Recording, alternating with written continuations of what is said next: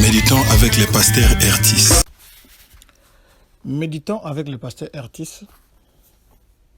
Jeudi le 26 septembre 2019, nombre 32,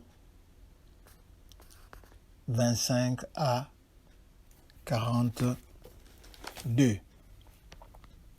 Le lecteur de la Bible nous propose deux questions. De quoi ou de qui parle ces versets? Et la seconde question, c'est: y a-t-il un exemple à suivre ou à ne pas suivre?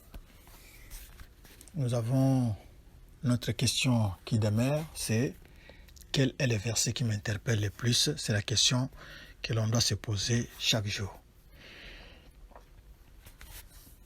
Dans ce passage, il y a d'abord les conditions que Moïse avait posées à Gad et à Ruben, les deux tribus qui avaient demandé d'acquérir les terres de l'autre côté du Jourdain.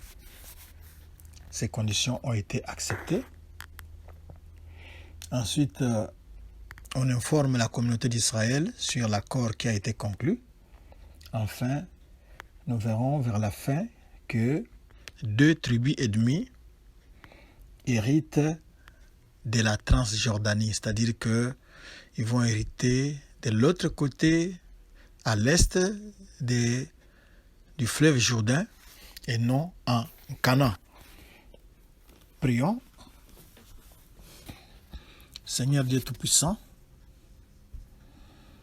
nous bénissons ton nom parce que tu es incomparable. Nous te levons au-dessus de nos préoccupations. Merci pour ta parole de ce moment. Nous voulons la méditer avec joie. Nous avons besoin du Saint-Esprit pour nous y conduire. Au nom de Jésus, nous t'avons prié. Amen. Shalom bien-aimés. Nous allons commencer notre méditation à partir du verset 28. Au verset 28, l'on a cité les noms de Éléazar et de Josué.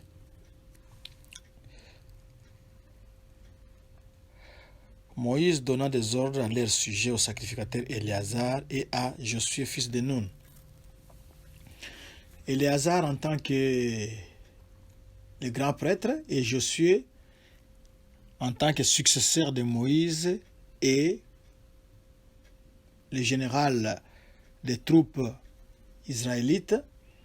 Ce sont les deux personnages qui vont faire entrer Israël, qui vont conduire ces opérations de conquête de la terre de Canaan. Au verset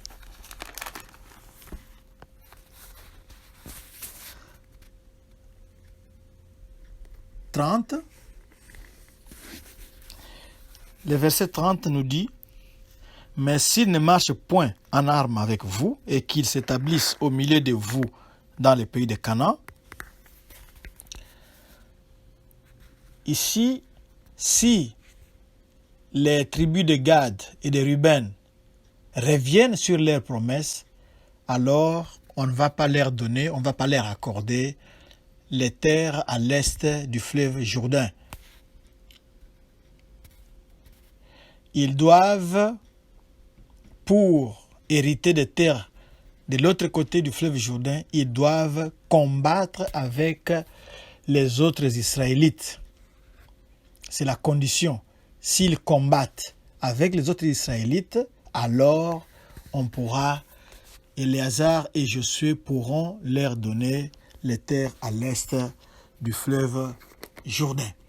C'était la condition qu'on leur avait imposée pour hériter de l'autre côté du fleuve Jourdain.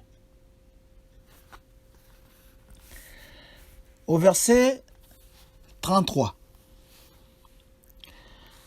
Le verset 33, Moïse donna aux fils de Gad et aux fils de Ruben et à la moitié de la tribu de Manassé, fils de Joseph, le royaume de Sihon, roi des Amoréens, et le royaume d'Og, roi du Basan, le pays avec ses villes, avec les territoires des villes du pays tout autour. Ici, on a cité la demi-tribu de Manassé, comme c'est la première fois qu'ils apparaissent dans ces problèmes d'hériter de l'autre côté du Jourdain. Apparemment, eux aussi avaient fait la même demande. Et cette demi-tribu ne va pas habiter en Canaan, mais elle sera de l'autre côté de la Transjordanie. Nous avons quelques clans ou quelques enfants, quelques fils de cette demi-tribu de Manassé. Il s'agit des Makir, des Jaïr et des Noba. Ce sont les tribus qui vont hériter avec Gad et Ruben de l'autre côté du Jourdain. Mais précisons aussi que Ruben et Gad, ils ont affirmé leur fidélité. Ils ont dit qu'ils vont conquérir la terre avec les autres Israélites. Cela nous montre que les chrétiens ou les enfants d'Israël formaient un seul corps. Les problèmes de l'un et les problèmes de l'autre. Même si Gad, Ruben et la demi-tribu de Manassé ont hérité de l'autre côté du Jourdain, mais ils vont traverser pour participer à la conquête, pour installer les restes des enfants d'Israël dans la terre promise. C'est un exemple de l'unité, un seul corps. Le problème de l'un est aussi le problème de l'autre.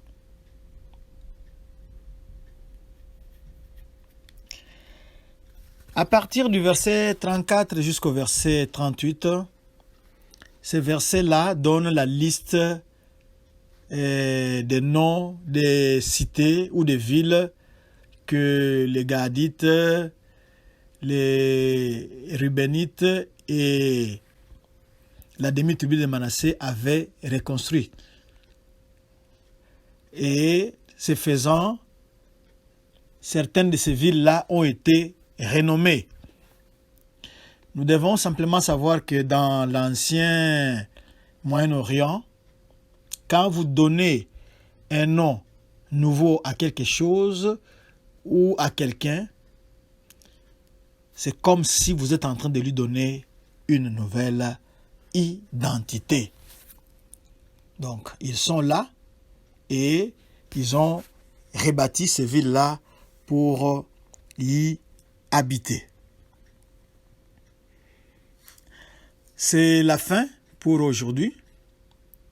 Nous avons vu que les conditions imposées par Moïse à Gad et à Ruben et même à Manassé, à la demi-tribu de Manassé, ont été acceptées parce que ces gens-là étaient prêts à traverser en armes pour conquérir la terre de Canaan.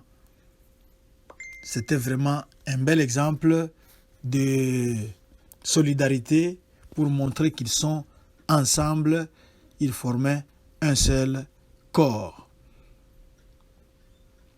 Portez-vous le fardeau les uns les autres. Le fardeau des autres tribus qui étaient restées était aussi le fardeau des tribus qui avaient déjà hérité de l'autre côté. Donc nous devons être solidaires entre nous, enfants de Dieu. Nous allons prier. Merci Seigneur pour l'exemple de solidarité que tu nous donnes dans ce texte. Nous voyons qu'ils sont ensemble. Les soucis de l'un sont aussi les soucis de l'autre ou des autres. Et merci surtout pour cet amour qui les caractérise, ces liens fraternels qui existent entre les enfants d'Israël. Merci de nous avoir parlé. Au nom de Jésus-Christ. Amen. Nous rappelons notre verset du jour, de la semaine plutôt, avant de vous donner notre adresse.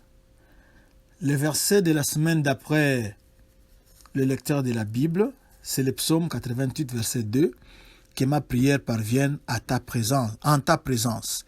Prête l'oreille à mes supplications. » Nous reprenons, psaume 88, verset 2, « Que ma prière parvienne en ta présence. Prête l'oreille à mes supplications. » Voici notre adresse, www.eglisedoxadeo.com. Si vous voulez retrouver cette méditation, cliquez dans les sermons, ensuite allez dans les blogs. Là-bas, il y a aussi beaucoup de ressources pour votre vie chrétienne. Que Dieu vous bénisse.